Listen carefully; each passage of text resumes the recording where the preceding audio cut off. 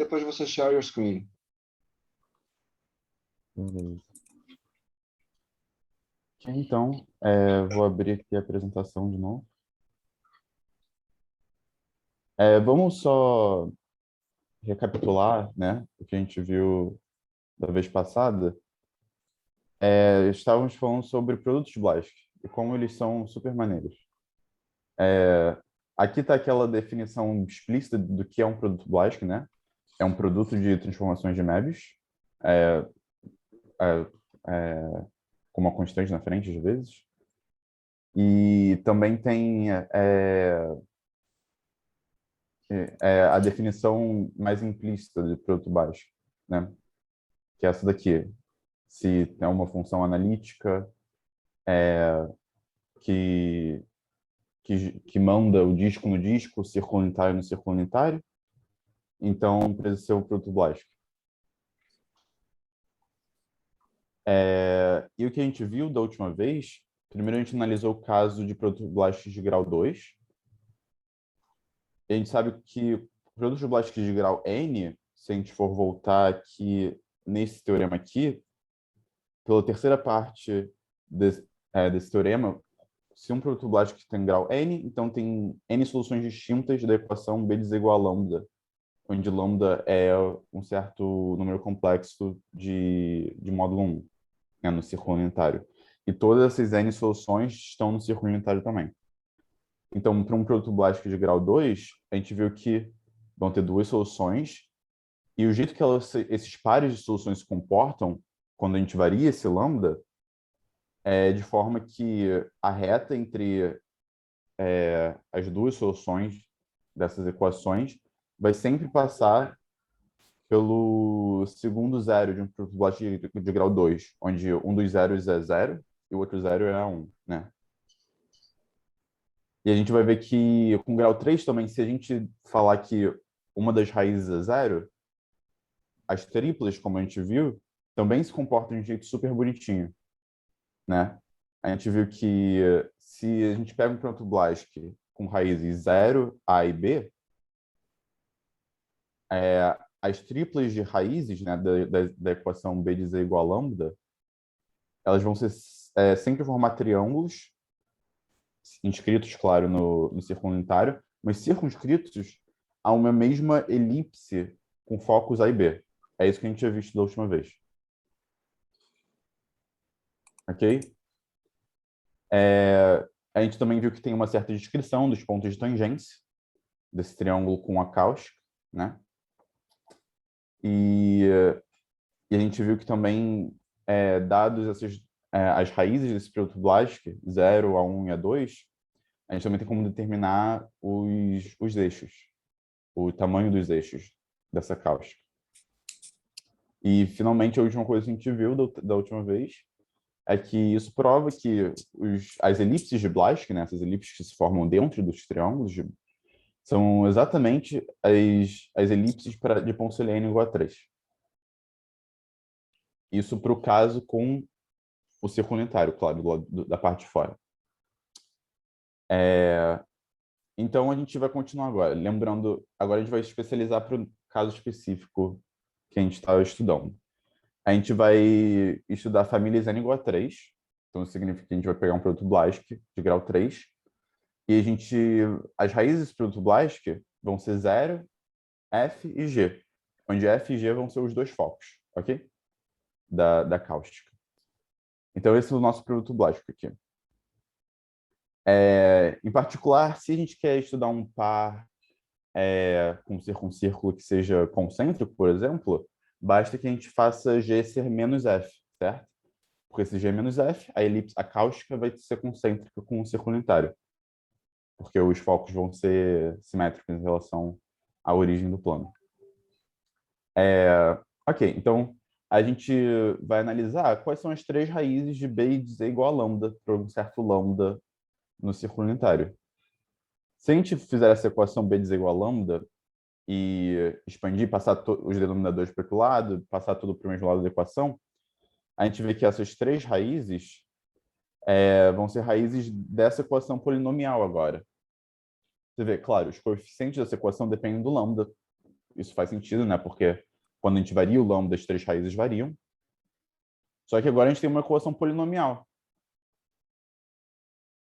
E isso é muito bom, porque agora, sem precisar achar explicitamente as três raízes, a gente consegue, só dessa equação, achar a soma das raízes, a soma 2 a 2 das raízes e o produto das raízes, pelas equações de Vieta.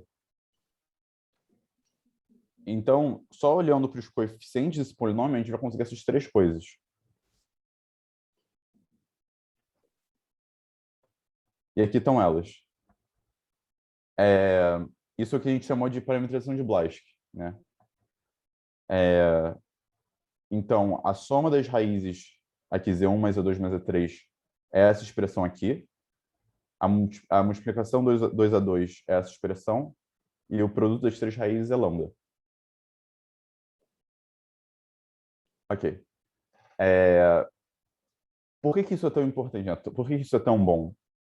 Porque mesmo que a gente não tenha descrito exatamente o que é cada vértice, né, a gente não tenha achado expressões para Z1, Z2 e Z3 separadamente, isso, querendo ou não, parametriza Z1, Z2 e Z3.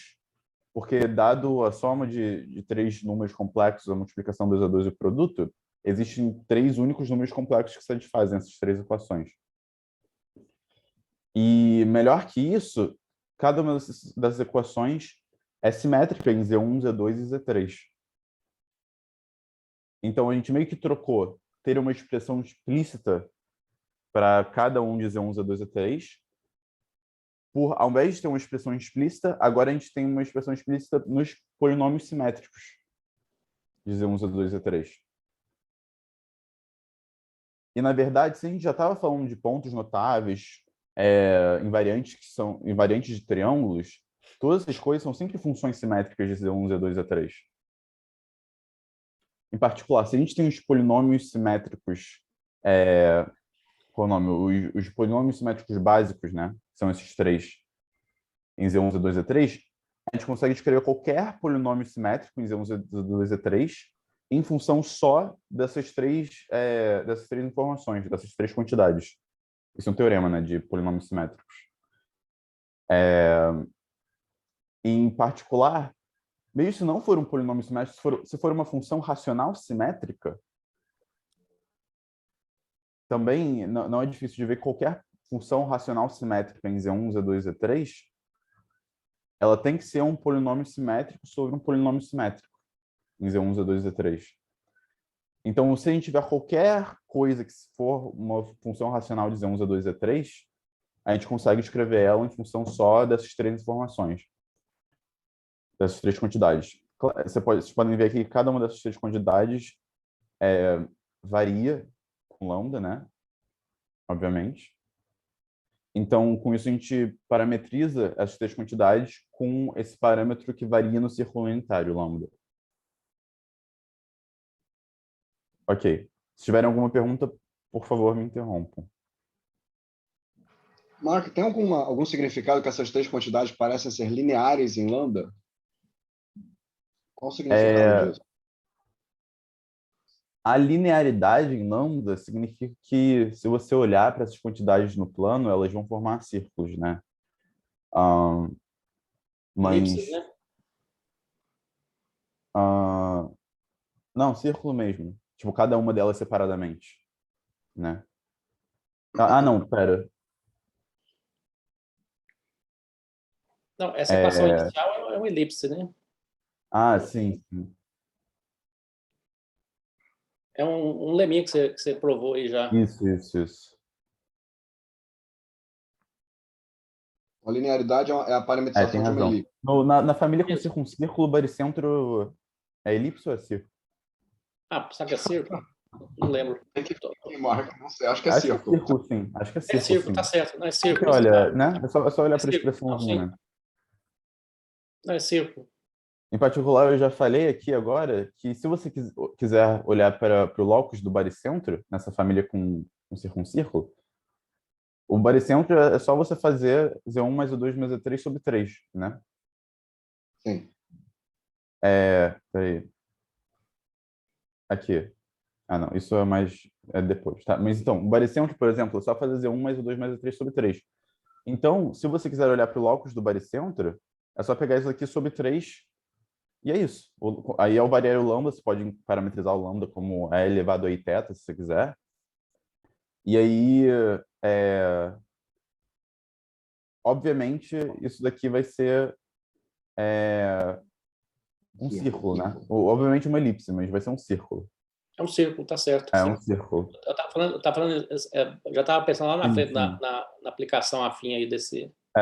É um círculo, inclusive vai ser centrado em F mais G sobre 3, e o raio do círculo é F barra G barra, é o valor absoluto de F barra de FG sobre 3, né? O barra não importa. Ok. E a gente consegue esse resultado aqui, que é o primeiro resultado que a gente consegue de graça, já só por ter essa parametrização na nossa mão. Se você tem qualquer... Na família com circuncirco, onde a elipse de fora desse par de elipses é o círculo unitário, qualquer combinação linear do baricentro e do circuncentro vai ter locus circular. Mark, E você vê que posso te isso... interromper? Fala. Posso te interromper um segundo? Eu vou mostrar aqui para o pessoal na tela o que você está falando. Ok. Então, olha só, o Mark está falando o seguinte. Eu não sei se eu estou... Vocês estão vendo a animação? Sim. O Mark está falando que na família com circuncírculo, concêntrica, o locus do baricentro é um círculo. E se eu mexer no aspect ratio aqui, ele vai ser sempre um círculo, tá? Tem aqui o aspect ratio. O locus desse cara é um círculo, que é um corolário do que ele acabou de mostrar. E a outra coisa, é claro, o locus do circuncentro, perdão, é um ponto, por definição. Porque esse triângulo está inscrito num círculo, então o locus do seu circuncentro é um ponto. Mas qualquer combinação linear, por exemplo, vou pegar o x4, ele é uma combinação linear, o ortocentro. Então, o locus do ortocentro é um círculo. How about o locus do círculo de 9 pontos? Do centro do círculo de 9 pontos. Está aqui, o x5 também é um círculo. E o semediano, Marco, o que vai dar? Ele não é combinação. Olha lá. Então, o semediano está dando uma elipse. O semediano, que é o verdinho, está dando uma elipse. Ele não é combinação. Aí é outra prova. Certo? É outra prova. Ok. Beleza. Posso voltar aqui pro... Pode. Vai. Pega aí. Você consegue mudar? Pronto. Espera aí, tem alguma coisa aqui. Foi. Então, assim, só para enquanto o Marco está preparando, só para dar uma coisa conceitual, Marco, você descobriu e desenvolveu uma tecnologia para a gente abordar o tipo de curva que é traçado por esses centros triangulares, usando uma parametrização simétrica, né, no final. Uhum. Te dá resultados rápidos. Acho que o maior insight aqui é você olhar para essa equação B diz igual a lambda e ver que isso, no fundo, é uma equação polinomial. Você pode usar fórmulas de Vieta. E aí já tem esse primeiro corolário enorme, que é se a combinação linear de x3 e x2 ele é círculo, né? Então, como o Dan mostrou, o x3 é a origem, e a gente tem x3 igual a zero, né, nesse plano complexo. Então, você pode ver aqui que essa constante beta aqui do x3 nem aparece no centro e no raio desse círculo. Esse centro e raio é muito fácil de ver só pela equação que a gente tinha lá no slide anterior. F mais G mais lambda F barra G barra. Aqui, se você tem um certo múltiplo alfa vezes x2 mais zero, porque esse beta x3 é zero, você vai ter que o centro do locus desse centro notável vai ser alfa vezes F mais G sobre 3, e o raio vai ser valor absoluto de alfa FG sobre 3. Esse é F barra G barra, mas tomar a barra não muda o valor absoluto, né? E essa proposição já é o caso mais geral, justamente, né? Você está assumindo que o F é menos G, ou seja, não necessariamente o x3 é zero aqui. Não, o x3 é sempre zero, né, no caso com circuncírculo. Até agora, tudo que a gente falou é só da família com circuncírculo, Ah, sim. Tá certo, tá né? certo. Mas fique tranquilo que agora a gente Vai ter vai um pulo do gato. generalizar. Agora vai ter um pulo do gato. Então, essa parte da família com circuncírculo, a gente ganha de graça só por causa da parametrização, porque o x3 é zero, o x2 é a expressão bonitinha. Beleza, então agora a gente já provou que no caso com circuncírculo, o baricentro, o ortocentro, o centro do círculo de 9 pontos, o x20, o x140, são todos elipses. E agora a gente vai para o caso mais geral, Não, né? círculos. Círculos. Você falou Círculos, elipse, mas é círculos, são sempre círculos. Ok, então agora vamos ver o que a gente pode fazer para o caso mais geral. Essa parametrização de Blaschke é tão bonitinha, mas tão bonitinha, que a gente viu que mesmo se você jogar uma transformação linear nela, ela continua bonitinha, relativamente, né, com as coisas que a gente tinha usado antes. Então, agora a ideia é a seguinte: qualquer par concelitiano de elipse que você tiver, qualquer um genérico, você sempre pode fazer uma transformação afim e transformar ele num par com circuncírculo. sim. E aí, uma vez que você vai desse par da esquerda para esse par com circuncírculo na direita, você consegue pegar esses dois focos, F e G, do par da direita, parametrizar Z1, Z2, Z3 nesse par da direita, e aí voltar para o par da esquerda. E agora a ideia é que qualquer função simétrica nos pontos do par da esquerda vai ser uma função simétrica dos pontos do par da direita. Um pouquinho mais complicada, mas ainda assim simétrica. E por aquele teorema, pelo que a gente disse antes, qualquer função racional agora dos pontos do par da esquerda vai poder ser escrito como função dos polinômios simétricos básicos de Z1, Z2 e Z3. Ok, essa figura é importante. Então, a gente vai ver o seguinte. Primeiro, a gente vai chamar de novo, os vértices do par da direita, com circuncírculo de Z1, Z2, Z3, e os da esquerda, a gente vai ter uma certa convenção linear de Z1, Z2, Z3, e vamos chamar eles de V1, V2 e V3. Ok?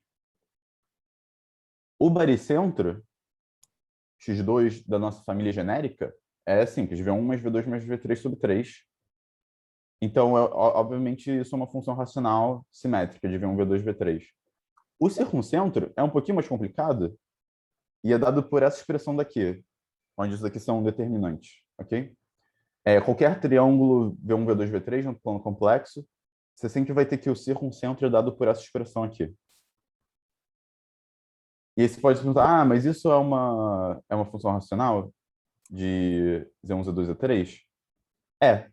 Porque pensa o seguinte, esse L aqui é uma função afim.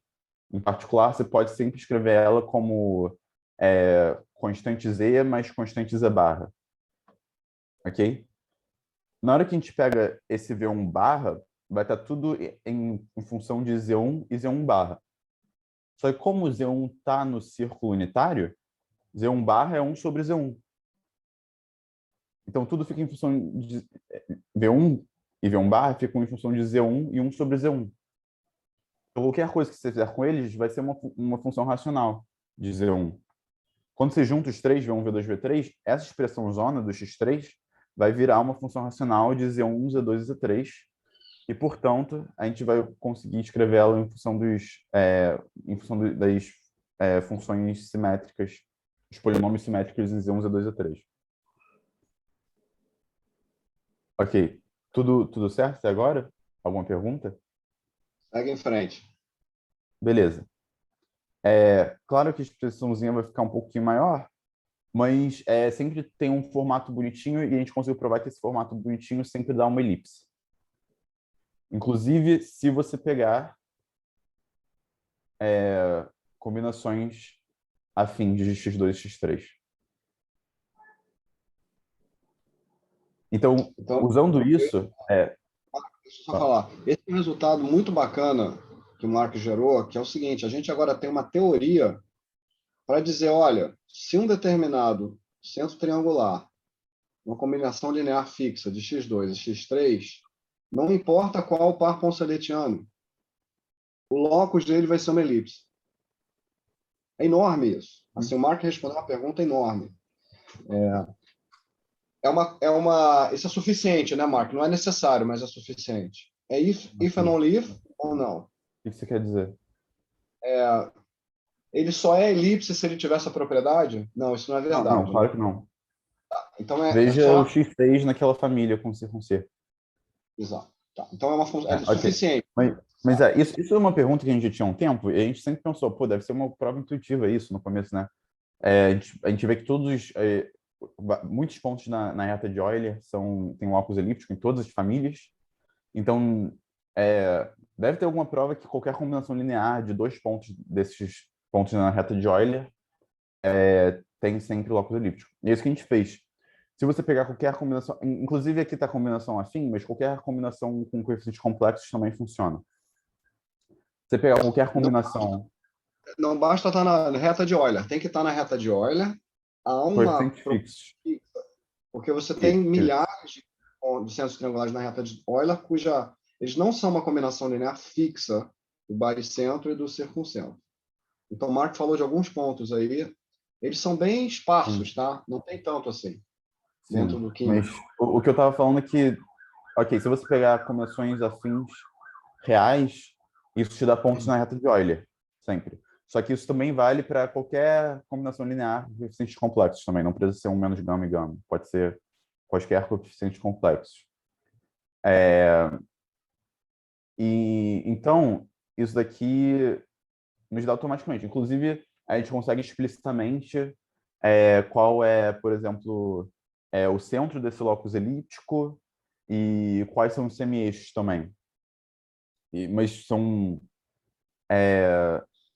funções meio complicadinhas. São expressões meio tipo, não tão complicadas quanto coisas que a gente já usou antes, mas não são tão simples quanto no caso do com circuncírculo. Mas eu falei explícitas, mas são explícitas mais ou menos. Porque, se você pensar, tudo que a gente fez agora vai ficar tudo em função desses FG, desses focos. Ups, desculpa. Esses focos aqui nem aparecem na figura original da esquerda, né? Então, eles não são uma coisa meio que natural desse par concertiano da esquerda. Você primeiro faz uma transformação afim, pega esses focos FG, e aí você consegue parametrizar tudo em função desses dois focos. Então, ok, você consegue provar um bando de coisas. Consegue provar que o locus de várias coisas são elipses, mas para achar coisas explícitas vai ficar tudo em função de FG. E, claro, focos não são preservados em transformações afins. Então, esses focos na esquerda não são a transformação afim aplicada em FG, né? Então, fica tudo em função de quantidades que não são realmente muito naturais para o problema original. Mas ainda assim, a gente tem expressões usando FG.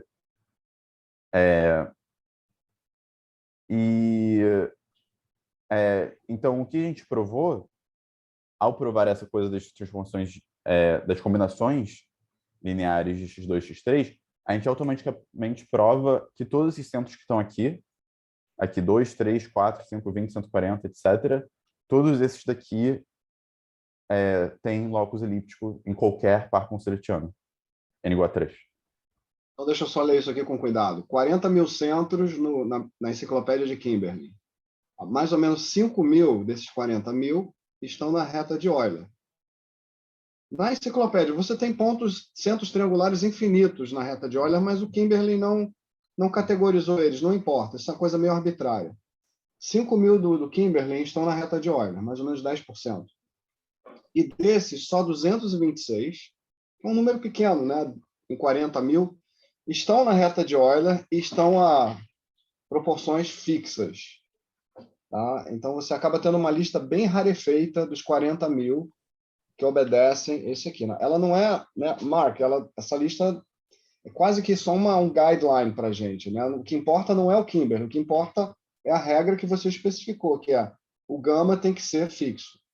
Sim. Então, não importa qual é o centro triangular. Ok. Esse é o primeiro resultado, acho que a gente fez, que conseguiu abranger vários centros triangulares ao mesmo tempo, né?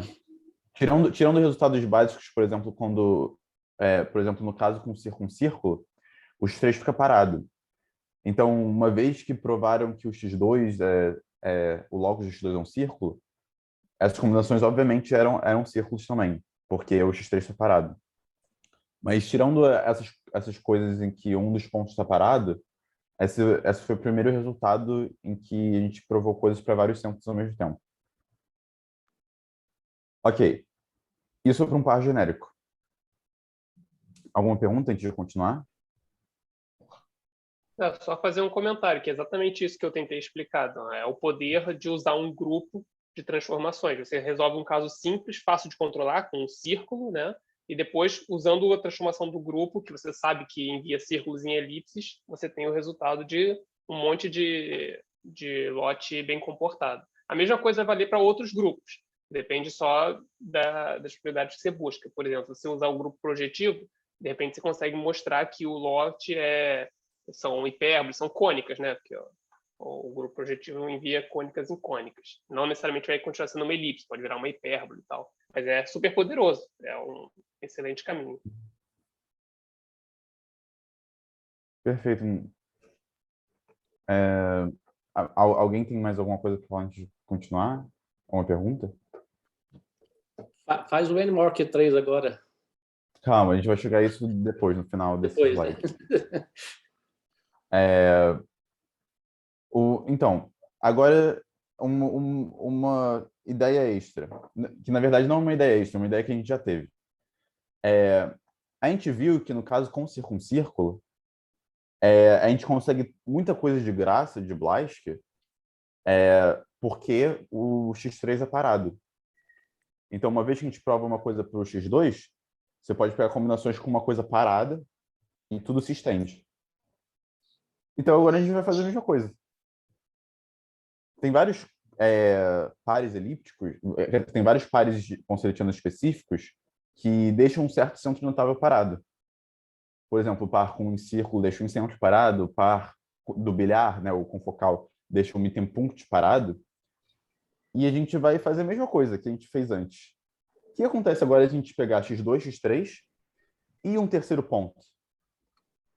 Você vê que só pegando combinações lineares x2, x3, a gente provou que todos esses centros triangulares aqui têm um locus elíptico. Então, vamos agora para o caso confocal, que é o caso que começou toda essa pesquisa que a gente fez. No caso confocal, o x9 é parado. Só usando esse fato, com a mesma ideia de antes, né, de transformações lineares, a gente consegue esse resultado. Que no par confocal, se a gente for do x1 até o x200, o loss de todos esses pontos são elipses.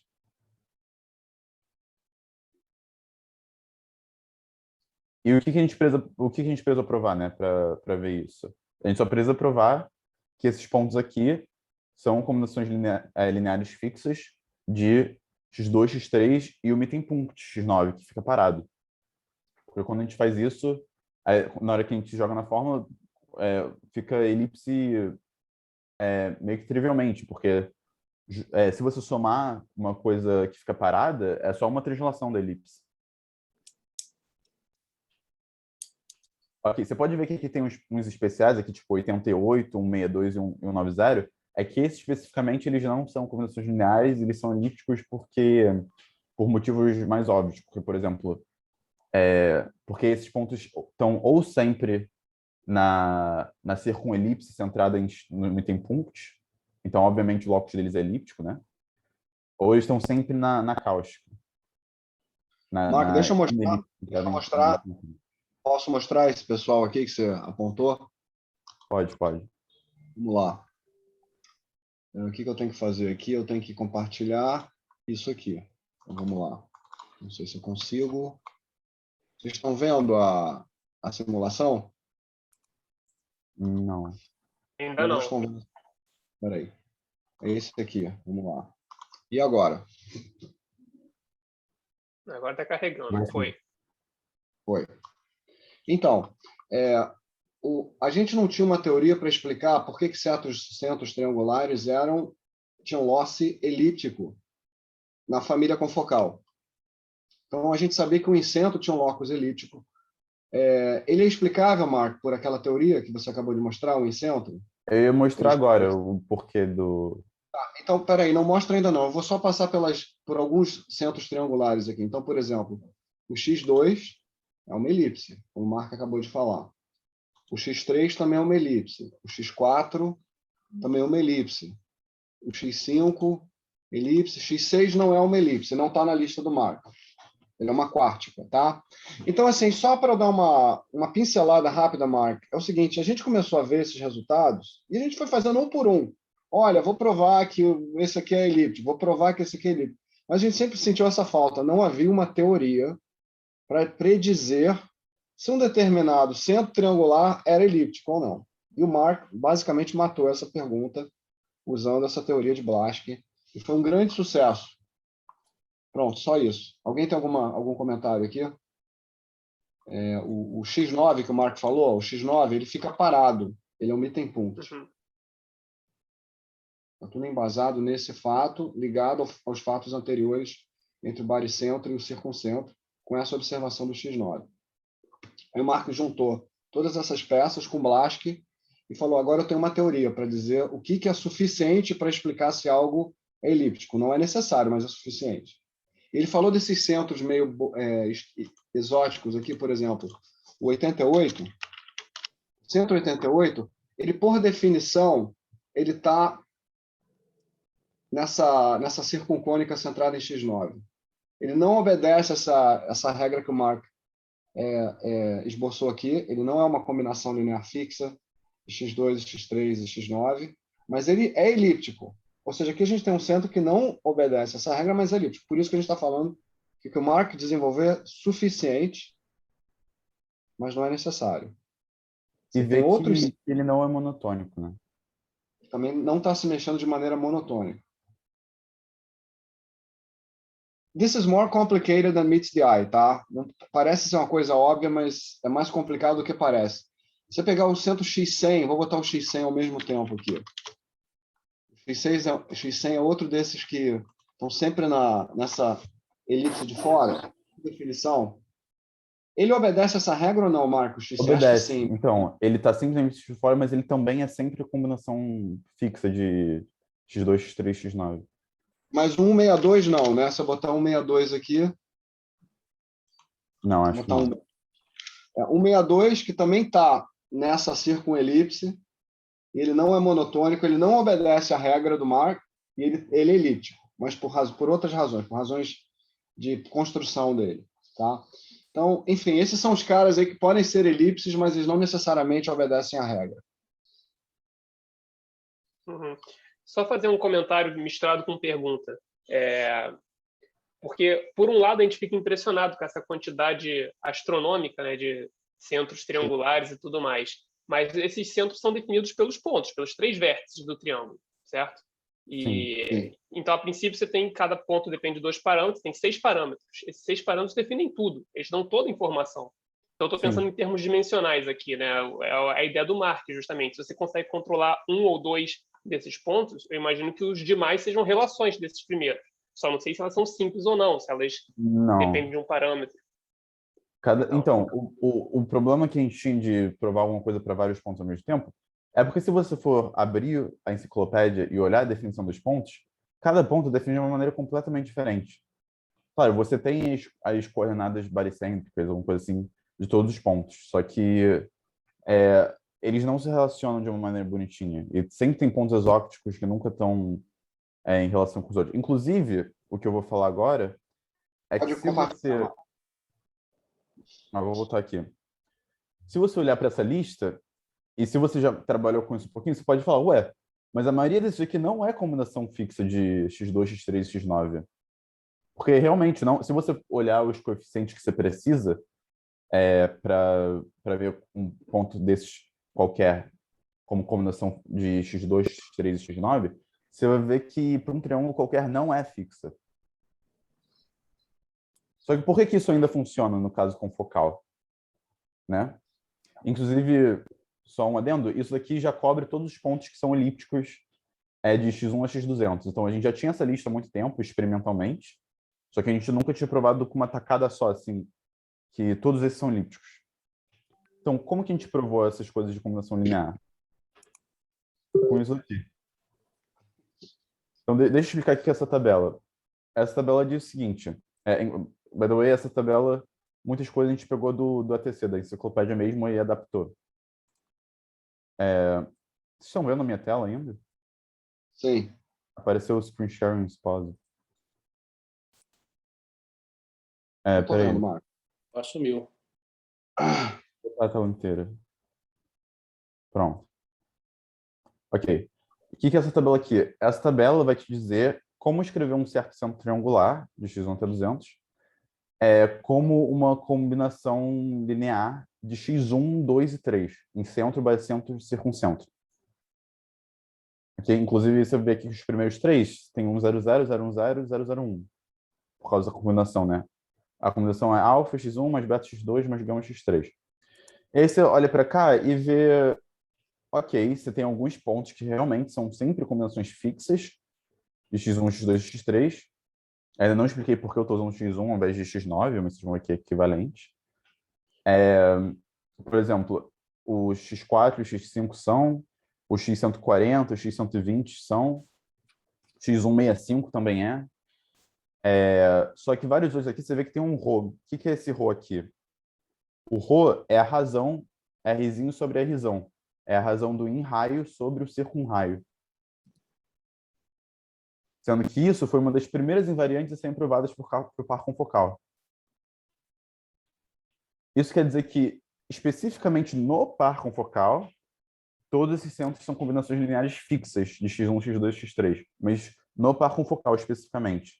Em geral, eles não são. Eu só quero ressaltar. O que você fez é brilhante, cara. Isso é brilhante. Você juntou tudo. Você pegou a conservação ρ, que a gente já sabia que estava rolando no bilhar, experimentalmente. Você juntou isso com o statement anterior que você fez para o par com círculo. Você falou, não, isso não está funcionando aqui. Eu preciso de mais um elemento. Tem essa conservação. Então, essa conservação, artificialmente, está fazendo esses pontos aqui serem combinações lineares fixas. Porque o bilhar tem essa conservação. Então, assim, é um milagre que você achou isso aí, eu considero isso um milagre. Você falou até na terça-feira que foi milagroso você até ver o livro que tinha essa teoria, né? Isso sim. O teu achado no livro do DAEP. Mas, assim, eu queria que vocês apreciassem que o Mark teve que pular por várias argolas. A primeira argola é entender que essa teoria funciona para o circuncírculo. Aí ele prova coisas para o circuncírculo. Aí depois tem a segunda argola da transformação afim. Ele vai agora analisar coisas para um par genérico. E essa terceira argola dizendo, por que o bilhar tem tantas elipses no bilhar? Porque esses pontos não estão obedecendo a minha regra. Mas é porque tem uma conservação no bilhar. Aí ela gera essa tabela. O ρ é fixo aqui. Mas para qualquer outra família ponceletiana, tirando a com círculo, o ρ não é fixo. Se você pegar a família homotética, o ρ não é fixo. Então, isso aqui não vai valer. Tá? Desculpa, fiz só esse intermédio aí para o pessoal. Então, tá, eu vou falar algumas coisinhas ainda, que é só para a gente limpar o que ficou sujo. Primeiro, por que eu peguei essa tabela com x1, x2, x3 e não x2, x3 e x9, né? Primeiro porque acho mais intuitivo você escrever tudo como combinação x1, x2, x3. E o motivo de ser equivalente pegar com x9 é porque se o x9, que você pode ver aqui nessa linha da tabela aqui, se o x9 é a combinação fixa de x1, x2 e x3, você pode reescrever isso como falando que x1 é a combinação fixa de x2, x3 e x9. Então, qualquer ponto, se você tem uma fórmula que te dá, essa combinaçãozinha bonitinha de x1, x2, x3 te dá esse ponto. Você pode só substituir o x1 com a combinação que você tem dele, escrevendo ele como combinação de x2, x3 e x9. Isso faz sentido? Então, qualquer ponto dessa tabela é a combinação linear fixa de quaisquer outros três pontos dessa tabela, assim, tirando algumas exceções, né? Por exemplo, se você pega x2, x3, x4, assim, aí não vai dar todos, né? Mas a maioria das vezes, se você pega três pontos quaisquer, eles vão gerar todos os pontos dessa tabela. Então, isso nos dá não só opções para usar no par confocal, mas em outros pares também. As long as o ρ seja constante. Em particular, o 2 já falou rapidamente que no par com um em círculo, o ρ é constante também. Não é tão óbvio, porque, ok, é óbvio que o Rzinho é constante, porque o em círculo fica parado, mas o Rzão também é constante. Circunraio, o circuncírculo de um par com em círculo, ele não é parado, mas o seu raio é constante. Então, a razão Rzinho sobre Rzão é constante. Acabei de ver isso hoje de manhã. Uhum. Aí eu devo mostrar. Então, o que isso faz? No par com em círculo, tudo isso que eu falei também vale. Todos aqueles pontos daquela lista, tirando o 88, o 162, sei lá, aqueles com aquelas exceções, todos aqueles são elipses também no par com em círculo. Aí, ó. O círculo varia, mas o seu raio continua constante. Você está mutado. Sim, sim, acabei de provar hoje de manhã. Ah, que legal. É como usa o círculo de Euler como intermediário. Usa uma coisa bem elementar. Uhum. Então, essa observação aqui não era conhecida até um ano atrás. Eu falei com a Copian, né, que entende muito dessas coisas, ele falou, eu não conhecia esse resultado. Nesse par ponceletiano, você tem essa outra manifestação euclidiana. O circuncírculo é Eu constante. observei isso, mas isso se baseia no lema simples de Doer. Ótimo. Assim, bem bacana. Assim, eu vou me inscrever para falar outra vez, próximo ano. E aí, o que o Mark voltar. falou, o Mark falou que quase os mesmos pontos, né, Mark, vão ser elipses aqui. Então, o x1 está parado, o x2 é uma elipse, o x3 é um círculo, porque, na verdade, tem uma outra coisa acontecendo aqui, que o centro desse circuncírculo se move num círculo. Tá? O x4 é uma elipse, x5 é um círculo também, e o x6 não é nada, provavelmente é uma quártica. Então, ele está em paralelo com o que está acontecendo no par confocal. E aí você segue o 7 é elipse, o 8 é elipse, o 9 é elipse, e assim por diante. Tá? O 11 é um círculo. Gente, tem um monte de coisa para ser vista aqui, mas a gente não está tão ligado aos centros em si, a gente está ligado a qual é a regra que está ditando que um determinado centro triangular é uma elipse ou não é uma elipse. Né? Segue aí, Marcos, desculpa. Uhum. Ok, então isso é porque a gente provou que sempre que você tem uma combinação linear de x2, x3 e um ponto parado, em qualquer par, se essa combinação linear for coeficientes fixos, esse ponto vai ter locus elíptico. Ok, agora a gente já limpou várias coisas. E aí foi ótimo esse resultado, né? Porque toda essa lista aqui que estava aqui com focal, ela também vale para o encírculo, né? Tirando o 88, 162 e 190. E foi isso. Tá, então agora a gente vai passar para uma coisa um pouquinho diferente. Alguém tem alguma pergunta sobre isso antes de a gente mudar de assunto? Ok, a gente viu tanta coisa para BLASK, né, n igual a 3. A gente conseguiu tantas invariantes porque a parametrização é simétrica, né? Mesmo se você jogar uma combinação linear em cima dessa parametrização, ela continua simétrica, então tudo continua valendo. Então a gente pode se perguntar, e se a gente quiser invariantes para pares ponceletianos com n maior que 3, né? Porque tem várias invariantes que foram provadas para n qualquer, ou sei lá, n par, essas coisas assim. Aí você pode se perguntar, pô, não é só pegar o produto BLASK e aumentar o grau? Então vamos ver o que acontece. Se a gente vamos pegar de novo o produto BLASK de grau n. Então, eu joguei aqui de novo a definição só para vocês relembrarem o que isso significa. Né? Agora, é um produto de N transformações de Möbius.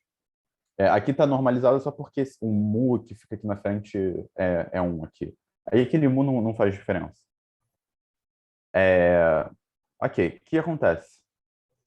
Pelo teorema que a gente viu lá no começo, esse produto BLAST de grau N, ele também vai identificar N uplas de pontos no círculo unitário, né? N tuples. Né? E agora o problema é, qual é o padrão que essas N uplas seguem? Será que a cáustica delas é uma elipse? A gente tem um par ponceletiano de novo? E acontece que elas sim têm uma cáustica, né? Mas não uma elipse na maioria dos casos. Então aqui o que eu estou mostrando é como antes a gente viu que botar uma das raízes do protoblasto como zero sempre faz acontecer alguma coisa bonitinha, né? Aqui estou mostrando exemplos onde tem produtos blásticos, essas bolinhas aqui são as raízes. Você vê que uma delas é sempre no zero. Porém, as cáusticas dessas N uplas, elas não são mais de cônicas. Mas você vê que ainda assim é meio que um certo porisma que parece ponceler. A única coisa é que agora a curva de dentro não tem grau 2 mais, tem grau maior. Mas a coisa de pegar um ponto no círculo de fora e começar a traçar tangente, isso funciona igualzinho com porismo de ponceler. Então a gente consegue essas curvas assim, que sim são cáusticas de polígonos que se fecham, e ainda vale que todos eles se fecham, né? Se um se fecha. Só que agora a gente não tem mais todo esse estudo de Poncelet para jogar em cima. Agora, você sabe que Fala. cáustica, que curva é essa? Que cáustica é essa? Não sei. Ela é algébrica? Ela É é algébrica? algébrica. Sim. E ela tem grau? Você consegue botar um bound nesse grau dela? Acho que sim. Talvez eles falem alguma coisa sobre isso naquele livro, Finding Ellipses. Inclusive, essas imagens aqui são daquele livro. Porque é uma pergunta que não quer calar. Se você tiver uma coisa mais simétrica, se um N igual a 4, 5 simétricozinho aí, você teria algum tipo de invariante? Provavelmente não, né? Isso Você é vai muito ter uma feio. simetria na figura, né? Se as raízes forem simétricas, mas não vai te dar... Não sei se vai te dar Não alguma vai coisa ter legal. Provavelmente os euclidianos vão embora.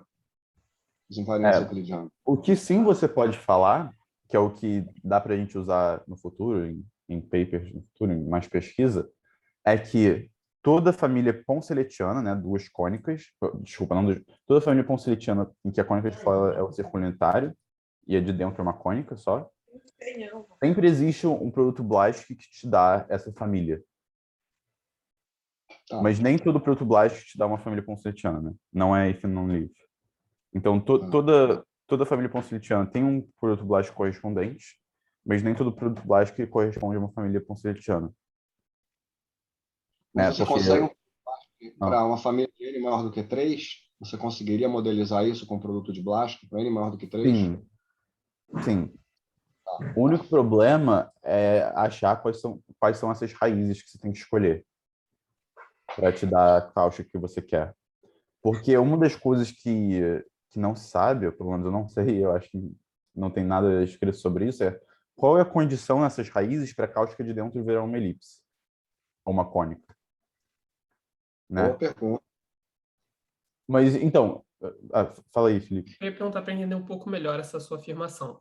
Porque se a gente fixar o grau do produto de Blaski, vamos botar lá grau 3, né, com 0 e mais 2 raízes. Aí você tem uma bijeção com os pares ponceletianos formando triângulos. Sim. Agora, o problema é quando aumenta o número de arestas, a sua afirmação é que, mesmo com mais arestas, existe um produto de Blaski que vai realizar esse cara, mas, como a gente está vendo aqui no contra-exemplo, existem produtos de Blaski que não tem nada a ver com cônicas e tal. Exatamente. Exatamente. A dimensão dos aumenta, né? Quando você joga mais raízes, né? Você tem mais opções para as raízes. Uhum. Por isso que tem esse problema, né? qual seria uma condição nas raízes para que a cáustica seja uma elipse. Então, por um lado, claro, isso é um problema, né? Qual é essa condição? E se você não resolver esse problema, você não tem muito como achar explicitamente como falar sobre essas coisas.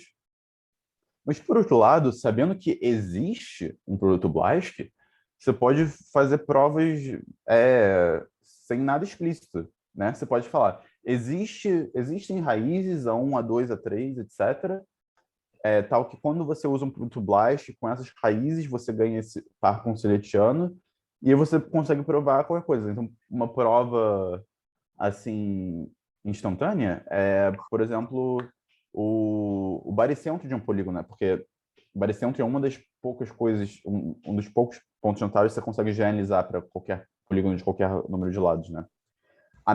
A média dos vértices, você consegue de graça aqui que ela vai ser elíptica, qualquer par conseletiano, né? Porque você consegue fazer a mesma coisa que você fez antes, só que você não tem nada explícito, porque você não tem a mínima ideia quais são as raízes que você tem que usar. Mas sabe que elas existem, elas estão aí, né? Para qualquer par com circuncírculo que você tem. E aí, na hora que você expande aquele polinômio, você usa a forma de Vieta e consegue que o barycentro é elíptico, né? Então, você continua podendo fazer essas provas assim. Antes de eu falar, só vou falar mais uma coisa. Tem várias invariantes. Então, você pode pensar, então tudo que eu consigo escrever em forma de polinômios simétricos, eu consigo provar usando isso, né? Porque, de novo, a gente vai conseguir todos os polinômios simétricos em N vértices, né? A gente não tem eles explicitamente, mas a gente sabe que existem números complexos A1, A2, A3, até a N, tal que vai nos dar essas formulazinhas para os polinômios simétricos básicos. E, ok, então, basicamente, qualquer coisa que você fizer seja uma função racional simétrica dos N vértices, isso você consegue provar usando produtos BLAST, de uma forma completamente não explícita. O único problema é que a grande maioria das invariantes que a gente tem para N maior que 3, elas, na verdade, não são simétricas nos vértices, elas são cíclicas nos vértices. Até, tipo, a área, o perímetro, essas coisas assim, elas não são simétricas. Se você trocar os vértices de lugar, trocar os labels, elas não são preservadas. O que é preservado é se você trocar elas ciclicamente, né? Você somar 1 no índice de todos os vértices. Então, até a área, por exemplo, na hora que você faz aquele determinante da área para saber alguma coisa, não determinante, mas a formulazinha de área de um polígono, né, dados os vértices, aquela fórmula não é cíclica, quer dizer, não é simétrica, ela é só cíclica. E esse é um problema, porque polinômios simétricos, sim, a gente consegue escrever como em função dos polinômios simétricos básicos, mas polinômios cíclicos, nem sempre, na grande maioria das vezes, a gente não consegue escrever eles em função só dos polinômios simétricos básicos. Na verdade, se ele for cíclico e não simétrico, a gente obviamente não consegue escrever, né? Em função dos simétricos básicos, porque senão seria simétrico. É isso, então, pode falar. Não, o Kleber fez uma pergunta interessantíssima aqui. Se nós já temos uma teoria para determinar qual é o grau de um locus, dado um centro triangular qualquer, qual o grau do locus? É engraçado que o professor Gauquem me perguntou isso ontem. Vocês têm uma teoria para dizer qual é o grau do locus? E a resposta é não. Então, a gente tem alguns primórdios de teoria. Acho que a gente tem alguns bounds, né? Até quando um locus é elíptico, ele está dando 3 voltas em cima dele mesmo. A implícita desse locus tem grau 6, porque é como se fosse... Ronaldo, você sabe falar isso melhor do que eu. São 3 coincidências, né? Comprimento, né? Parametricamente, você recobre a elipse 3 vezes, né? Então, parece que muitos desses locus são cêsticas. E, às vezes, essas cêsticas degeneram para quadráticas elevadas ao cubo. No caso que a gente está falando aqui que elas são, então, assim, do ponto de vista implícito, a paramétrica ela é uma elipse, tá? Que está recobrindo 3 vezes, mas a implícita, o Ronaldo já me mostrou isso, elas são degeneradas, elas degeneram para uma elipse, milagrosamente, só que a implícita é uma quadrática, né? Uma elipse elevada ao cubo. Similar ao conceito de biquadrada, né? Você tem algo que é uma elipse elevada ao cubo. Mas a gente não sabe ainda, né, Ronaldo, o que determina o grau do locus. Ainda não, né? Como eu disse aqui no chat que eu respondi rapidamente, quando você faz esse processo, que você tem a equação paramétrica, que você vai eliminar a variável para ficar implícita, como você envolve distâncias nesses processos, sempre tem raiz quadrada no jogo, você tem que levar o quadrado para eliminar a raiz quadrada. Aí você introduz soluções complexas no jogo, né? Então, às vezes, o grau... Essa quástica sexta, por exemplo, que o Dan mencionou, que é uma quástica, tem muitos fatores espúrios, né, que você tem que eliminar para ficar só com a componente real. Então, do ponto de vista complexo, talvez é grau 20, 18, sei lá, grandão. O grau E no processo de eliminar variável, você tem que ir cortando, né? Isso... assim, o fato é que não tem a teoria para isso, né? E o que o Dan mencionou, que o Gauck está correndo atrás disso, né? Ele quer fazer Mas eu queria fazer uma pergunta para o Felipe, aproveitar o bate-papo, uma pergunta boba que eu não sei responder.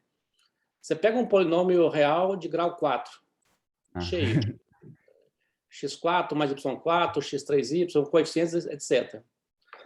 Qual que é a regra para isso fatorar um produto de dois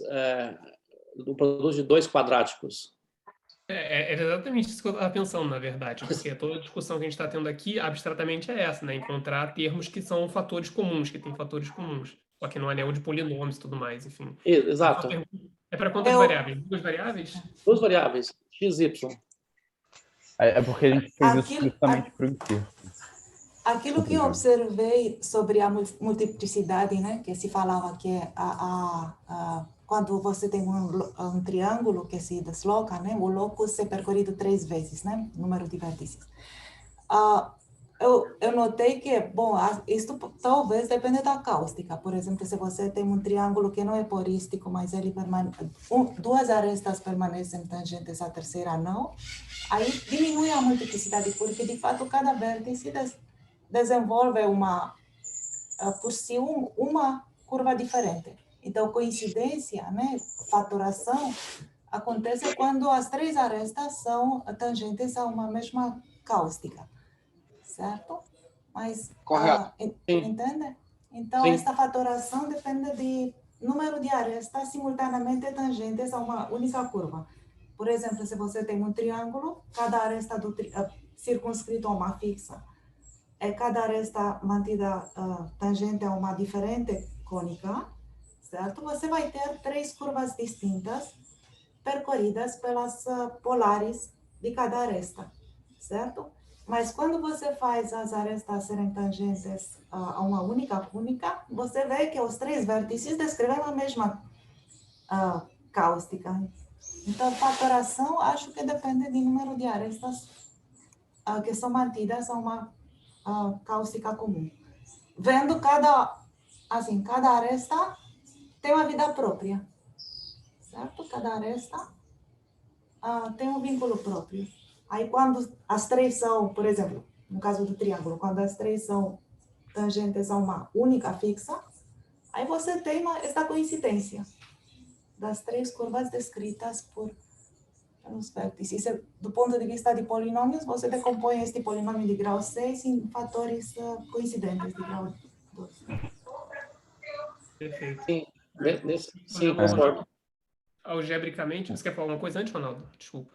Não, só para dizer que concordo com a argumentação. Agora, a minha dificuldade que eu tenho é de como... Eu pensava que essa coisa era uma coisa óbvia, né? Que o pessoal de geometria algébrica já dominasse isso. E como você está mexendo com esse mundo de cônicas, eu pensei que o Felipe era o cara certo para responder essa pergunta. Falei assim, não, está lá no livro do fulano. Não, eu não achei, eu vi experimentalmente. Eu vi que quando você começa a tirar uma das arestas do jogo, de fato, não acontece uma coisa ruim, acontece uma coisa boa.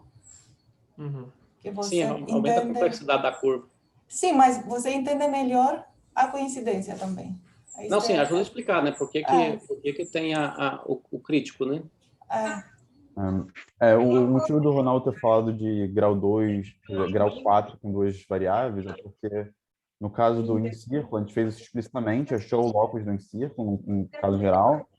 E aí a gente tinha uma conjectura que a gente quer provar ainda, que em qualquer par cotiletiano, o locus do incírculo é uma cônica se somente se esse par é confocal. Em centro, você está falando em É círculo, um em incentro, centro. o incentro, isso. O locus do incentro é uma cônica se somente se o par de cônicas ponceletianas é confocal. E então, no final, é isso. Qual é a condição de que esse polinômio que a gente achou em duas variáveis de grau 4 ser fatorável em dois quadráticos, né? Posso comentar o que eu sei um pouquinho sobre isso, algebricamente, né? Quando a gente fala espaço de polinômios homogêneos de grau 4, por exemplo, em duas variáveis, isso é um espaço vetorial, né? E existe um subconjunto, que é o conjunto dos polinômios que são fatoráveis, justamente, que são potências, são quadrados de coisas quadráticas, por exemplo, né? E isso tem um nome, o que o Bruce Resnick chama de blender. Não sei se vocês já viram esse termo antes. Na verdade, um blender, ele define como um cone, seria o feixe convexo desse conjunto. Ele admite fazer somas de quadrados, ok? Mas essencialmente é o seguinte: primeira observação é que isso é um cone, ou seja, você tem um polinômio, claro que múltiplos positivos dele continuam tendo essa propriedade, certo? De forma que você pode passar a uma análise projetiva se você quiser desse espaço, mas vamos manter dentro do espaço de polinômio, do espaço vetorial mesmo. Segunda coisa, se você fizer uma mudança de variáveis, se você faz a ação de grupo, de mudança linear de coordenadas em xy, então você troca xy por ax mais by, cx mais dy, né? A propriedade de ser fatorável é preservada, ok? Então esse conjunto ele é invariante pela ação de grupo de mudanças lineares de coordenadas, tudo bem? E é essa que é a definição de Blender para ele, é um cone, metade de um cone só, né? Só a parte positiva, invariante por mudanças de coordenadas, fechado, topologicamente fechado, e ele pede convexo também, que ele quer o interior também, ele quer a parte de dentro do cone. Então, existem esses objetos, blenders, se vocês quiserem pesquisar mais, tem artigo do Bruce Resnick sobre isso. E existe, claro, essa definição para qualquer número de variáveis e qualquer grau. E isso tem relação com o problema de Hilbert, não sei o que, de decomposição de polinômio e tal. É bem rico, porém pouco conhecido. O Ronaldo perguntou se é fácil ou não. Para graus pequenos e número de variáveis pequenas é feito, mas em geral é uma coisa muito complicada de entender. O que você quer especificamente é o bordo, né? A fronteira desse cone, que não seria combinação linear, seria o conjunto extremal, algo assim. E rapidamente isso fica muito difícil. Eu mesmo tenho que lidar exatamente com esse espaço, porque eu estou interessado em ver, né, a posição relativa de duas cônicas e eu produzo um polinômio homogêneo de duas variáveis de grau 4, que contabiliza, né, que descreve isso exatamente. Então, eu estou... Aí, já achou, perfeito, exatamente essa. Então, obrigado. Então, eu estou interessado justamente nas propriedades desses polinômios, nesses blenders e tudo mais. E só o fato de ter essa invariância pela ação de grupo é uma coisa muito poderosa, é algo que vale a pena ser explorado. É tudo que eu sei. Eu sei que é difícil. A gente precisa dessa ferramenta. A gente precisa dessa ferramenta, né, para a gente começar a ver. Porque o Mark aludiu a uma coisa, eu queria ilustrar, a gente está chegando no fim aqui do nosso...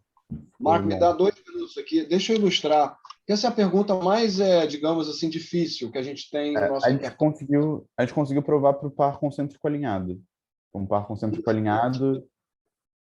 Deixa eu setup, Mark. Deixa eu setup, aí você fala. Deixa eu setup aqui. Deixa eu primeiro setup a pergunta.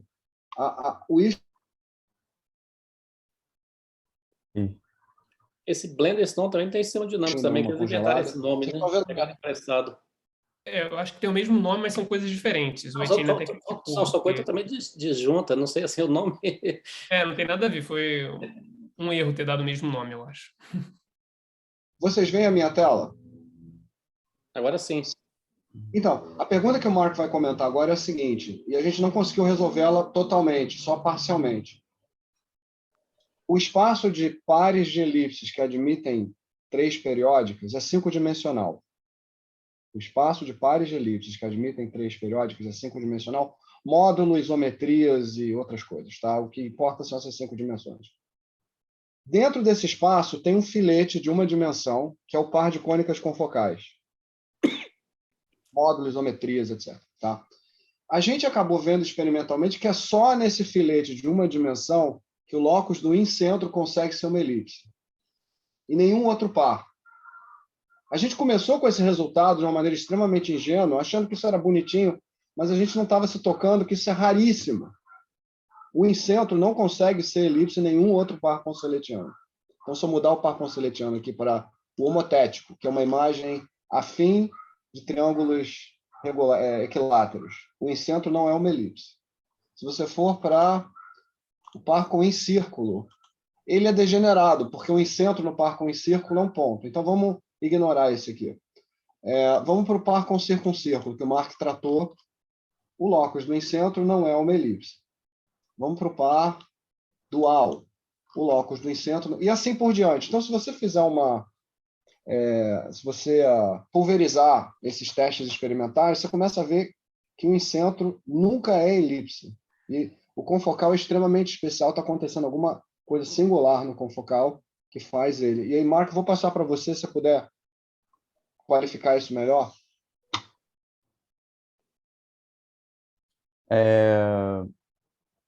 Bem, Você não sei quer... mesmo o que falar. A gente tem a equação quártica. No caso concêntrico alinhado, a equação fica mais simples. A gente conseguiu provar que ela só se fatora em duas quadráticas se for com focal realmente par. Tipo, no matemática mesmo. E a gente tentou usar outras técnicas e tal, mas ainda não conseguiu provar que só se fatora se for com focal. Seria suficiente agora provar que se fatora, isso implica que tem que ser concêntrico alinhado. Porque se for concêntrico alinhado, tem que ser com focal.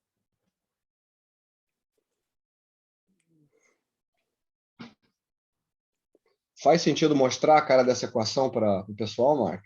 Eu tenho no matemática, eu posso abrir aqui. Ou então no paper, né? No 25, de repente você tem uma coisa já mais Já formatada. está lá? A do incentro, a geral, não está lá? A do incentro. Sim.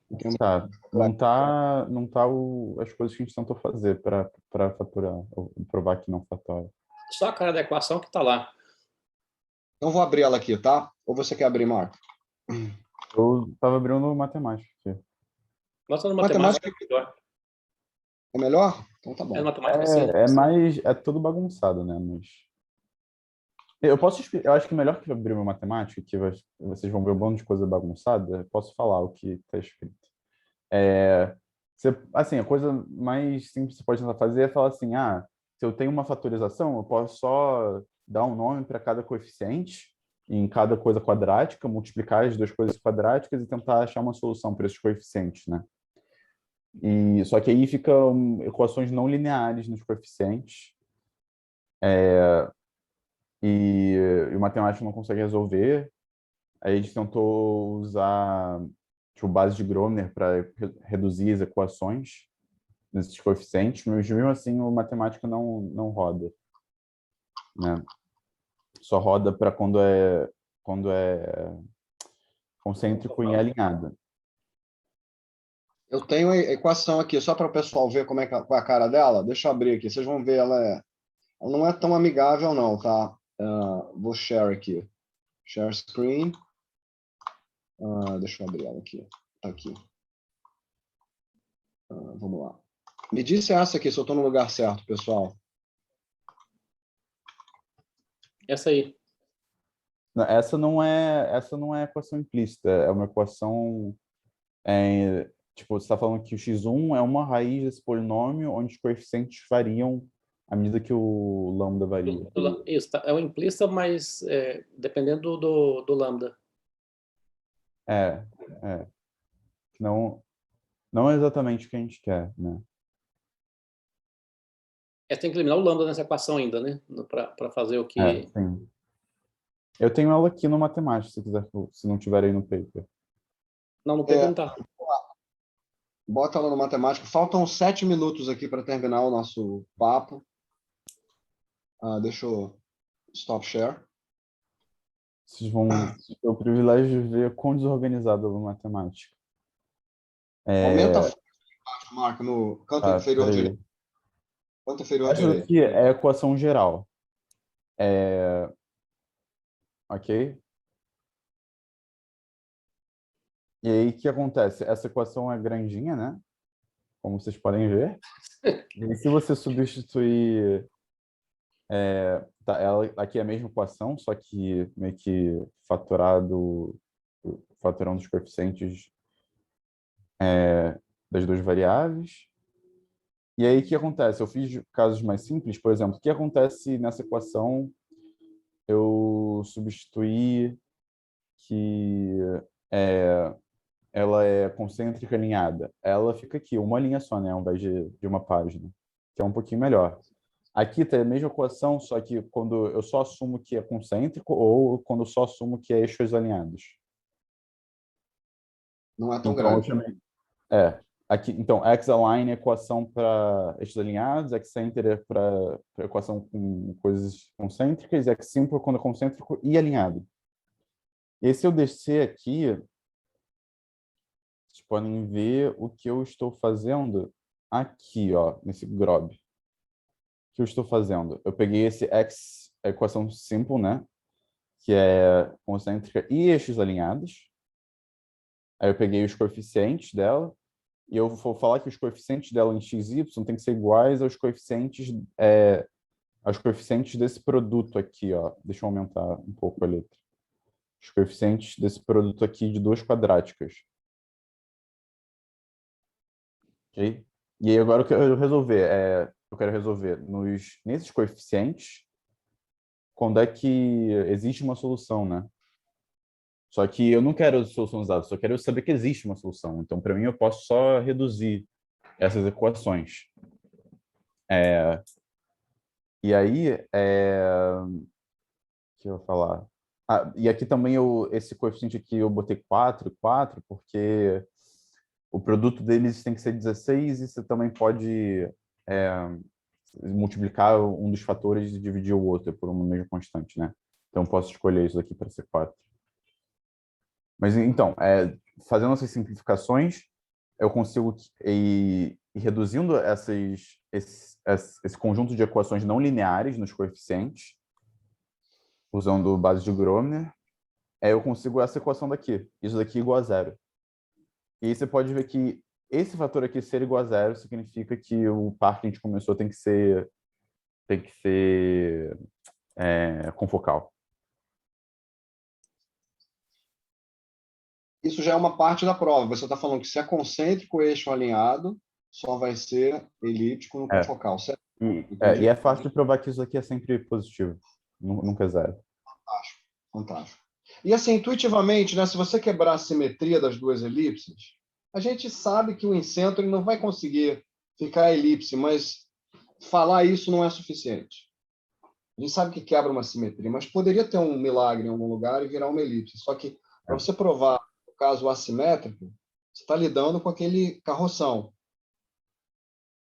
Então, como é que... No caso que não é concêntrico e eixo alinhado, no caso que é ou só concêntrico ou só eixo alinhado, não dá para fazer a mesma simplificação que eu fiz com aqueles 4. E agora você tem que incluir outros coeficientes aqui, porque não necessariamente vai ser eixo alinhado o locus do encírculo, do incêntrico, desculpa.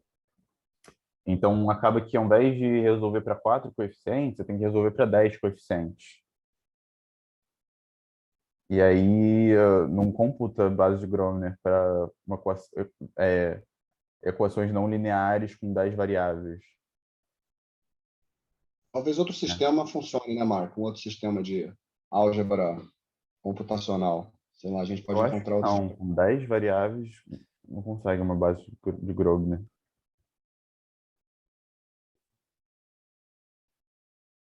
O pessoal que está aí com a gente, Edmilson, Kleber, Ralph, Ana e Hervenei, vocês querem dar algum pitaco? Tá mutado, Edmilson. Se usar Maple MATLAB, funciona? Eu imagino talvez seja um pouco melhor, mas que ainda assim 10 variáveis é uma ordem de computação muito maior do que... MATLAB, por MATLAB? O motivo de ele ter computado no outro é porque tinham 4 variáveis. Na medida que você aumenta o número de variáveis para computar essa base de Grosvenor, a computação aumenta exponencialmente. Sim. De 4 para 10. Mas Tem um sistema francês chamado PARI, que pode talvez ser mais potente. O Sergei Galkin ele usa o PARI, GP. Um sistema acho que é a Universidade de Bordeaux, da França, que faz essas coisas. Vamos dar uma olhada para ver se tem limites lá. Mas será, Felipe, que essa técnica do Blender pode nos dar algum tipo de esperança de não ter que passar por isso? Eu não sei,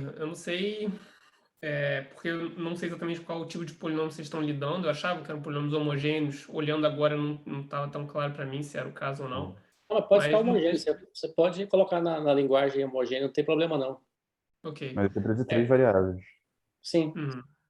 Talvez dê para ajudar a compreender pelo menos topologicamente, né, o que está acontecendo. Essa ideia justamente de pensar em dimensões e tal, o Dan até falou, é um espaço de dimensão 5 e tem um subespaço de dimensão 1 que funciona. De repente isso corresponde à borda do lado do Blender, que tem dimensão 1 também. Algo assim já pode começar a funcionar.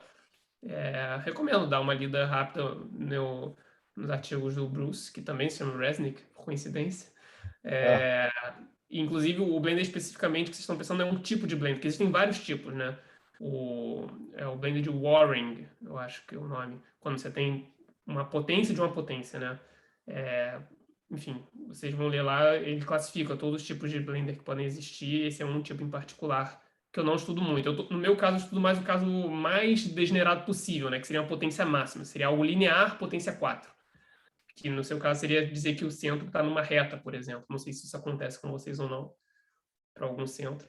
Mas esse seria um outro tipo de Blender, entendeu? Um Blender ainda mais específico, ainda mais fino. Os Blenders são várias famílias de cones, uma mais encaixada dentro da outra, assim. Eu não sei. Vale a pena dar uma olhada.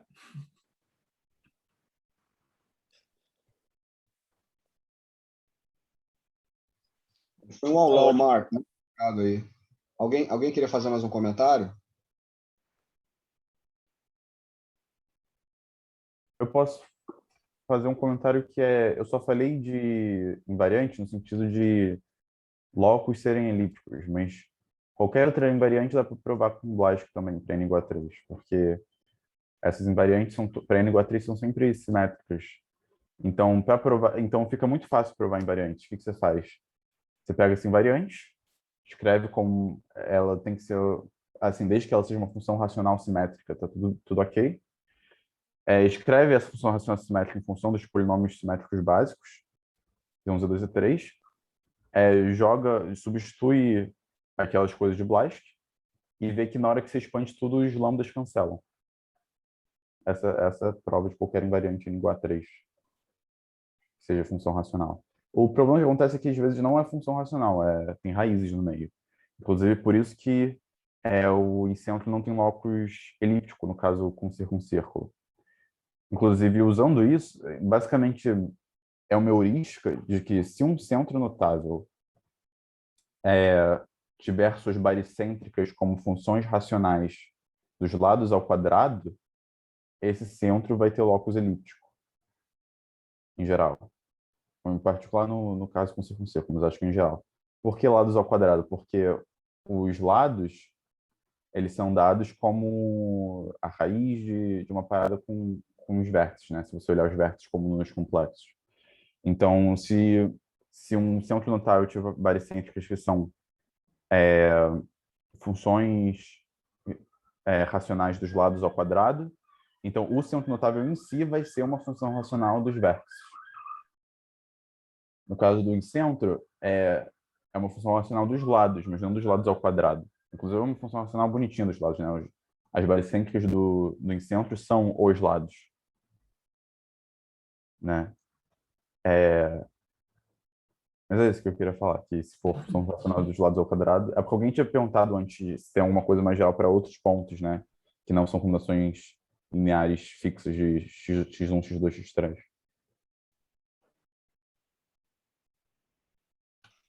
Pessoal, a gente já chegou aqui à hora limite.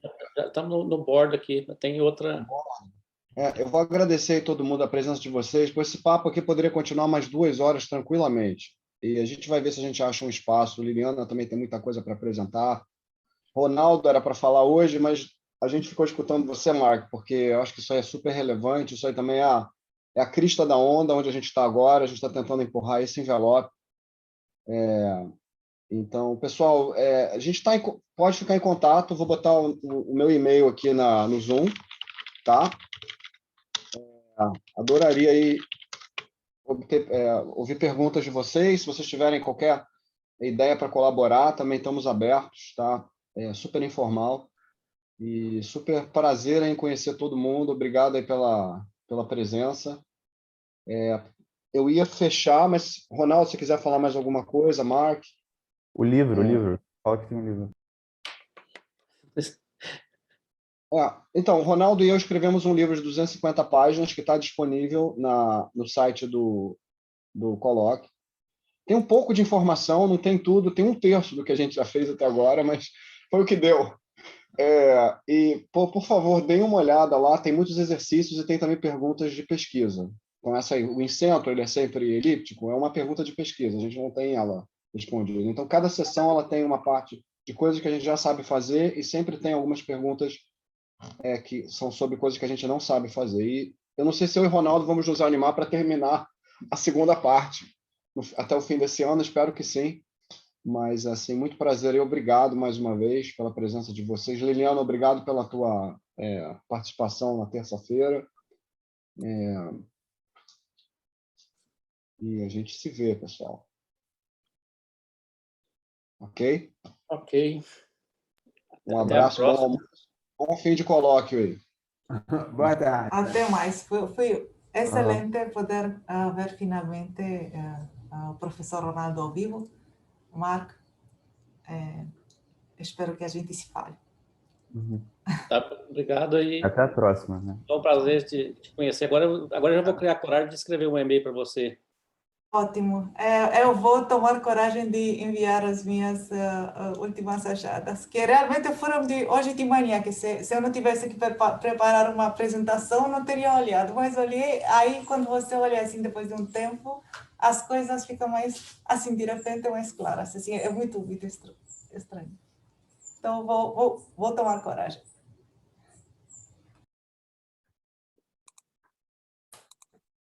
Abraço, pessoal. Até breve. Mas vou sair aqui. Valeu, gente.